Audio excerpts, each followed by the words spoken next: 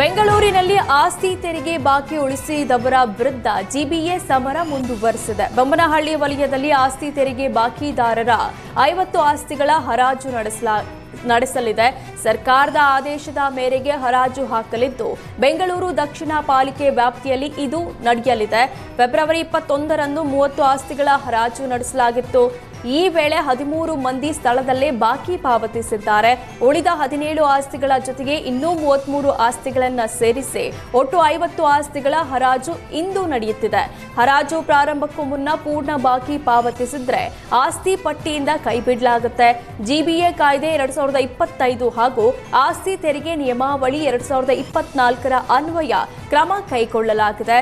Show cause ಮತ್ತು demand ನೋಟಿಸ್ಗಳ ನಂತರ ಬಾಕಿ ಉಳಿದವರ ವಿರುದ್ಧ ಕಾನೂನು ಕ್ರಮ ಕೈಗೊಳ್ಳಲಾಗಿದೆ. ಗಂಡನ ಮನೆಯವರ ಕಿರುಕುಳದಿಂದ ಗೃಹಿಣಿ ಮೃತಪಟ್ಟಿದ್ದಾಳೆಂದು ಕುಟುಂಬಸ್ಥರು ಆರೋಪಿಸಿದ್ದಾರೆ. ಬೆಳಗಾವಿ ಬಿಮ್ಸ್ ಆಸ್ಪತ್ರೆ ಮುಂದೆ 2 ಕುಟುಂಬಗಳ ನಡುವೆ ಮಾರಾಮಾರಿ ನಡೆದಿದೆ. 5 ವರ್ಷಗಳ ಹಿಂದೆ ಬೈಲಹೊಂಗಲದ ನಸ್ತಹೀನ್ ದೇಸಾಯಿ ಜೊತೆ ರೆಹಾನ್ ಮದುವೆ ಆಗಿತ್ತು. ಮದುವೆ ಆದಾಗಿನಿಂದಲೂ ರೆಹಾನ್ ಮನೆಯವರು ಪತ್ನಿ ನಸ್ತಹೀನ್ಗೆ ಕಿರುಕುಳ ನೀಡುತ್ತಿದ್ದಾರಂತೆ. ಊಟ ನೀರು ಕೊಡದೆ ಚಿತ್ರಹಿಂಸೆ ಕೊಟ್ಟಿದ್ದಾರಂತೆ. ಅನಾರೋಗ್ಯಕ್ಕೆ ಒಳಗಾದ್ರೂ ಆಸ್ಪತ್ರೆಗೆ ತೋರಿಸದೆ ನಿರ್ಲಕ್ಷ್ಯ ವಹಿಸಿದ್ದಾರೆ. ಹೀಗಾಗಿ ಆಸ್ಪತ್ರೆಯಲ್ಲಿ ಗೃಹಿಣಿ ಮೃತಪಟ್ಟಿದ್ದು, ಗಂಡನ ಕುಟುಂಬದ ವಿರುದ್ಧ ನಸ್ತಹೀನ್ ಕುಟುಂಬ ಆಕ್ರೋಶ ವ್ಯಕ್ತಪಡಿಸಿದೆ. ಎಪಿಎಂಸಿ ಪೊಲೀಸ್ ಠಾಣಾ ವ್ಯಾಪ್ತಿಯಲ್ಲಿ ಘಟನೆ ನಡೆದಿದೆ. ಚೈನ್ ಲಿಂಕ್ ಹೆಸರಿನಲ್ಲಿ ಬ್ಲೇಡ್ ಕಂಪನಿ ಉದ್ಯೋಗ ಅವಕಾಶ ಇದೆ ಅಂತ ಹೇಳಿ ಬಡ ವಿದ್ಯಾರ್ಥಿಗಳಿಗೆ ಪಂಗನಾಮ ಹಾಕಿದೆ. ಮಂಗಳೂರು ನಗರದ ಕುದ್ರೋಳಿ ಬಳಿ ಕಂಪನಿ ಕಾರ್ಯಾಚರಣೆ ನಡೆಸ್ತಾ ಇದೆ. ಮಹಾರಾಷ್ಟ್ರ ಮೂಲದ ವೆಕ್ಸಾನ್ ಹೆಸರಿನ ಕಂಪನಿ ಸಾಮಾಜಿಕ ಜಾಲತಾಣದಲ್ಲಿ ಉದ್ಯೋಗ ಆಫರ್ ಜಾಹೀರಾತು ನೀಡುತ್ತೆ. ವೆಬ್ ಡಿಸೈನರ್, ವೆಬ್ ಡೆವಲಪರ್ ಉದ್ಯೋಗದ ಆಮಿಷ ಒಡ್ಡುತ್ತೆ. 3 ದಿನದ ತರಬೇತಿಗಾಗಿ 2,500 ರೂಪಾಯಿ ಪಡೆದುಕೊಳ್ಳುತ್ತೆ.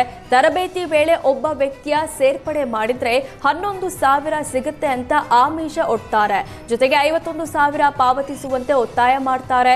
ಹಣ ಇಲ್ಲ ಅಂದ್ರೆ ಮನೆಯಲ್ಲಿನ ಚಿನ್ನ ಅಡವಿಡಲು ಪ್ಲಾನ್ ಕೊಡ್ತಾರೆ. ಇದೀಗ ಕಂಪನಿಯ ಆಮಿಷಕ್ಕೆ ಮರಳಾಗಿ ಕೊಟ್ಟ ಹಣ ವಾಪಸ್ ಸಿಗದೆ ಸಂತ್ರಸ್ತೆ ಆತ್ಮಹತ್ಯೆಗೆ ಮುಂದಾಗಿದ್ದಾಳೆ. ಕಂಪನಿಯ ಸಿಬ್ಬಂದಿ ಬಳಿ ಹಣ ಕೇಳಲು ಹೋದಾಗ ವಾಪಸ್ ನೀಡದ ವೇಳೆ ಸಿಬ್ಬಂದಿ ಮುಂದೆ ಕೈ ಕುಯ್ದು ಆತ್ಮಹತ್ಯೆಗೆ ಯತ್ನಿಸಿದ್ದಾಳೆ. ಕೊನೆಗೆ ಬ್ಲೇಡ್ ಕಂಪನಿ ಹಣ ವಾಪಸ್ ನೀಡಿದೆ. ಕಂಪನಿ ಹಾಗೂ ಸಿಬ್ಬಂದಿ ವಿರುದ್ಧ ಸಂತ್ರಸ್ತರು ಕದ್ರಿ ಪೊಲೀಸ್ ಠಾಣೆಗೆ ದೂರು ಕೊಟ್ಟಿದ್ದಾರೆ. ಕಂಪನಿ ಬಂದ್ ಮಾಡಲು ಆಗ್ರಹಿಸಲಾಗಿದ್ದು, ಸದ್ಯ ಪೊಲೀಸರು ತನಿಖೆ ಮುಂದುವರೆಸಿದ್ದಾರೆ. ಒಂದೆಡೆ ಸರ್ಕಾರಿ ಹುದ್ದೆ ನೇಮಕ ಮಾಡಿ ಅಂತ ಯುವ ಸಮೂಹ ಹೋರಾಟ ಮಾಡುತ್ತಿದೆ. ಆದರೆ ಸರ್ಕಾರ ಮಾತ್ರ ಸರ್ಕಾರಿ ಹುದ್ದೆಯಿಂದ ನಿವೃತ್ತರಾದವರಿಗೇನೆ ಬೆಂಬಲ ನೀಡುತ್ತಿದೆ. ಪ್ರಮುಖ ಹುದ್ದೆಗಳಲ್ಲಿ ನಿವೃತ್ತರನ್ನೇ ಮುಂದುವರಿಸಿದ ಕಾರಣ ಹುದ್ದೆಗಳ ಭರ್ತಿಯೇ ಆಗ್ತಾ ಇಲ್ಲ. ಬಹುತೇಕ ಎಲ್ಲ ಇಲಾಖೆಗಳಲ್ಲಿ ನಿವೃತ್ತರ ಕಾರುಬಾರು ಮುಂದುವರೆದಿದೆ. ನಿವೃತ್ತ ಅಧಿಕಾರಿಗಳ ಬಿಡುಗಡೆಗೆ ಸಿಎಂ ಸಿದ್ದರಾಮಯ್ಯ ಸೂಚನೆ ಕೊಟ್ಟಿದ್ರು. ಬಹುತೇಕ ಇಲಾಖೆ ಡೋಂಟ್ ಕೇರ್ ಅಂದಿದೆ. 2025ರ ಜನವರಿ 9ರಂದೇ ಸಿಎಂ ಸಿದ್ದರಾಮಯ್ಯ ಸೂಚನೆ ಕೊಟ್ಟಿದ್ದಾರೆ. ಹೀಗಾಗಿ 370ಕ್ಕೂ ಹೆಚ್ಚು ನಿವೃತ್ತ ಅಧಿಕಾರಿಗಳ ಬಿಡುಗಡೆಗೆ 20 ಇಲಾಖಾ ಮುಖ್ಯಸ್ಥರಿಗೆ ಮುಖ್ಯ ಕಾರ್ಯದರ್ಶಿ ಶಾಲಿನಿ ರಜನೀಶ್ ಸೂಚನೆ ಕೊಟ್ಟಿದ್ದಾರೆ. ಸಿಎಂ ಸೂಚನೆಯನ್ನು ಜಾರಿ ಮಾಡಲು ಬಹುತೇಕ ಇಲಾಖೆಗಳು ವಿಫಲ ಆಗಿದೆ. ನೈಜೀರಿಯಾ ಪ್ರಜೆಯ ಡ್ರಗ್ ಡೀಲಿಂಗ್ಗೆ ಸಾಥ್ ಕೊಡ್ತಾ ಇದ್ದ ಮಹಿಳೆಯನ್ನ ಪೊಲೀಸರು ಬಂಧಿಸಿದ್ದಾರೆ. ಸಿಸಿಬಿ ಮಾದಕ ದ್ರವ್ಯ ನಿಗ್ರಹ ದಳ ಸುಭಾಷಿಣಿ ಎಂಬಾಕೆಯನ್ನ ಬಂಧಿಸಿದೆ. ಬಾಗಲೂರು ಠಾಣಾ ವ್ಯಾಪ್ತಿಯ ಬಾಡಿಗೆ ಮನೆಯೊಂದರಲ್ಲಿ ಆರೋಪಿ ವಾಸವಿದ್ಲು. ನೈಜೀರಿಯಾದಿಂದ ಡ್ರಗ್ ತರಿಸಿ ಸುಭಾಷಿಣಿ ಮನೆಯಲ್ಲಿ ವಿದೇಶಿ ಪ್ರಜೆ ಶೇಖರಿಸಿಟ್ಟಿದ್ದ.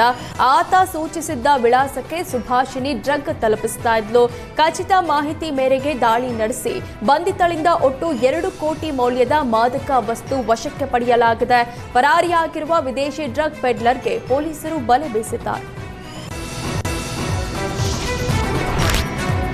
ಒಂದೆಡೆ ಧಾರವಾಡದಲ್ಲಿ ನೇಮಕಾತಿಗೆ ಆಗ್ರಹಿಸಿ ಉದ್ಯೋಗಾಕಾಂಕ್ಷಿಗಳು ಬೀದಿಗಿಳಿದಿದ್ರು. ಇದರಿಂದ ಖಾಲಿ ಹುದ್ದೆ ಭರ್ತಿಗೆ ಸರ್ಕಾರ ನಿನ್ನೆ ಕ್ಯಾಬಿನೆಟ್ನಲ್ಲಿ ಚರ್ಚೆ ನಡೆಸಿತ್ತು.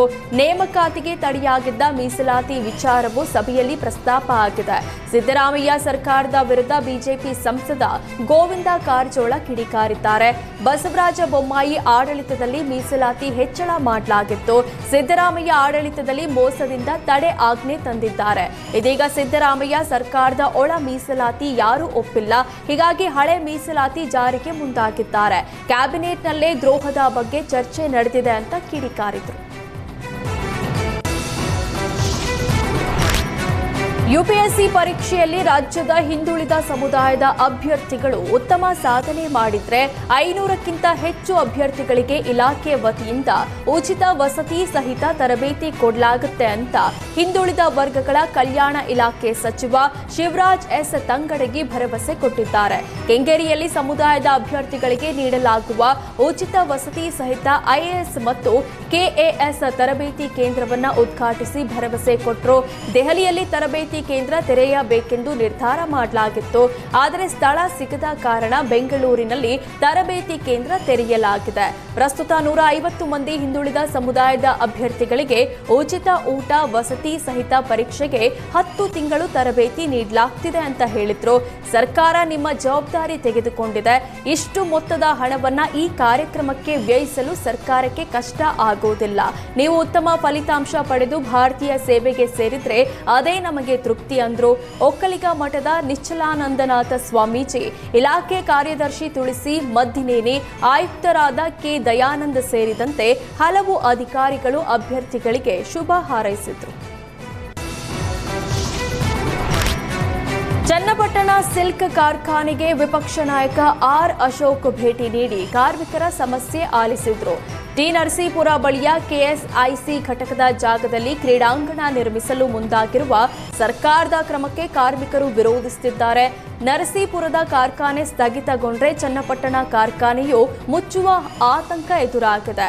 ಈ ಹಿನ್ನೆಲೆ ಯೋಜನೆಯಿಂದ ಸರ್ಕಾರ ಹಿಂದೆ ಸರಿಯುವಂತೆ ಕಾರ್ಮಿಕರು ಒತ್ತಾಯಿಸಿದ್ದಾರೆ. ಸಿಲ್ಕ್ ಕಾರ್ಖಾನೆ ಉಳಿಸುವಂತೆ ಆರ್ ಅಶೋಕ್ ಬಳಿ ಕಾರ್ಮಿಕರು ಮನವಿ ಮಾಡಿದ್ದಾರೆ. ಅಲ್ಲದೆ ಕ್ಯಾಂಟೀನ್ ವೇತನ ಸಮಸ್ಯೆ ಬಗ್ಗೆಯೂ ವಿಪಕ್ಷ ನಾಯಕರ ಮುಂದೆ ಅಳಲು ತೋಡಿಕೊಂಡಿದ್ದಾರೆ. ಕಾರ್ಮಿಕರ ಮನವಿ ಸ್ವೀಕರಿಸಿ ಈ ಬಗ್ಗೆ ಸದನದಲ್ಲಿ ಚರ್ಚೆ ಮಾಡುವುದಾಗಿ ಕಾರ್ಮಿಕರಿಗೆ ಆರ್ ಅಶೋಕ್ ಭರವಸೆ.